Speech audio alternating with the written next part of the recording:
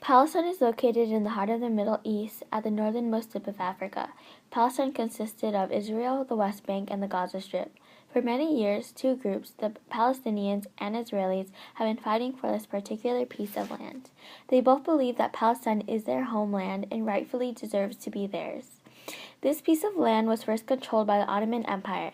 The land was dominated by the Arabs and the Islamic language. After World War I, the Ottoman Empire fell, and Palestine became a British mandate. It remained this way until Jews came and demanded a state in Palestine. There, the constant struggle to acquire land became a bloodbath between the Palestinians and Israelis. The Zionists were people who believed that the Jewish national homeland should be in Palestine, and Zionism was a movement to establish a British state in Palestine.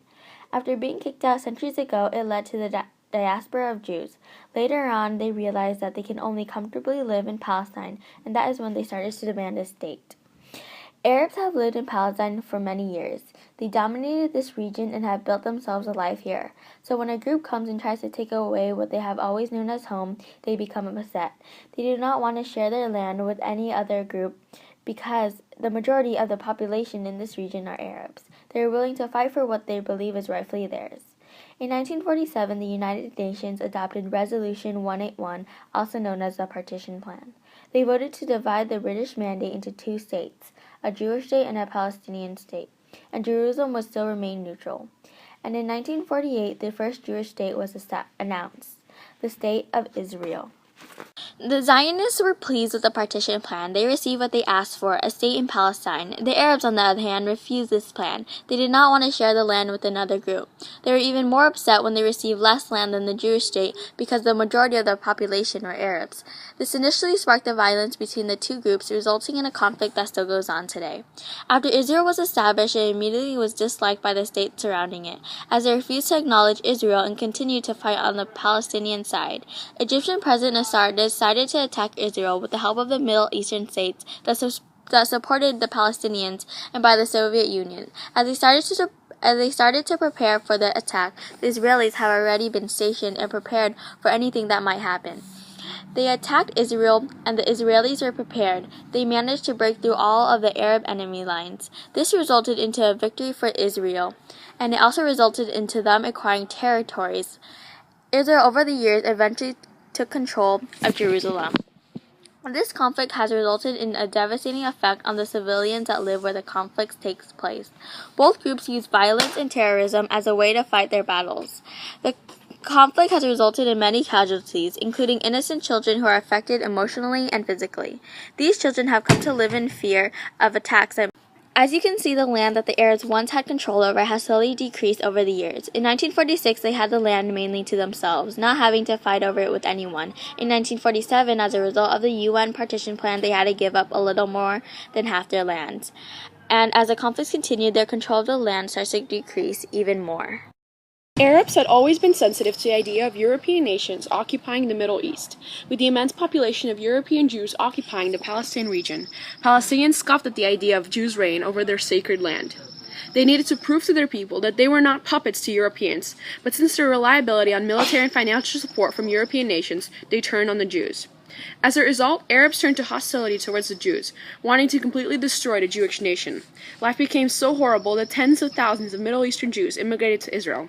The Arab League even voted to start a complete economic boycott in Israel, in which no Arab state could trade with Israel nor acknowledge it. Any company or organization to break this rule would be shut down. Jews see Israel, their homeland, as a symbol of Judaism. When Israel is strong and thriving, it impacts all Jews no matter where they are in the world. They believe that only when they are in charge can their nation fully thrive. For this reason, many American Jews back Israel and push the American government to do everything in its power to help their nation win as the conflict advances. The Israelis responded to the Arabs' hostility by making their country as self-sufficient as possible. They managed to turn barren stretches of the country into fertile land that could be used to grow food. The boycott no longer impacted them. They also built their own support in Europe. For example, France, eager for a new ally, helped the nation start its own nuclear program. After conducted opinion polls, most Europeans are found in support of the Palestinians. They believe the Palestinians deserve a homeland, and the Israelis are unethical in their methods of occupation. Many also disapprove of Israel's occupation in the West Bank and Gaza Strip, and protest against the Israeli government. They back up Palestinians by providing them with necessary military support in their conflict with the Jews. Throughout history, the U.S. has been Israel's most loyal ally. Due to Israel's similar democratic government and its friendship during the Cold War, the U.S. provides it with large amounts of military and financial aid each year. Also, the increased amount of American tourists exceeds any other Middle Eastern country, giving money to the economy. In August 1993, PLO and Israeli leaders had agreed on the rough outlines of a peace plan during secret negotiations in Norway. The document was later finalized in the White House by Israeli Prime Minister Yitzhak Rabin and the PLO leader Yasser Arafat and became known as the Oslo Accords. The idea behind the agreement was that Israel would withdraw gradually from the occupied territory, while providing the Palestinians with limited self-rule over a 5-year transitional period. In return, the Palestinians would prevent terrorist attacks against Israelis.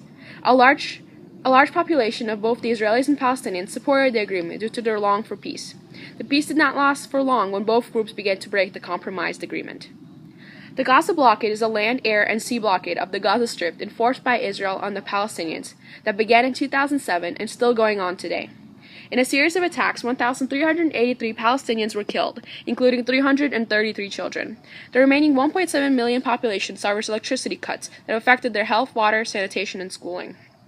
There are several major groups and organizations working to stop human rights violations in both Israel and Palestine. The Adala Group is a legal center for Arab minority rights in Israel. It works to establish human rights for Arabs in Israel. The Arab-Israeli peace projects are projects led all around the world to promote peace and understanding between Arabs and Jews.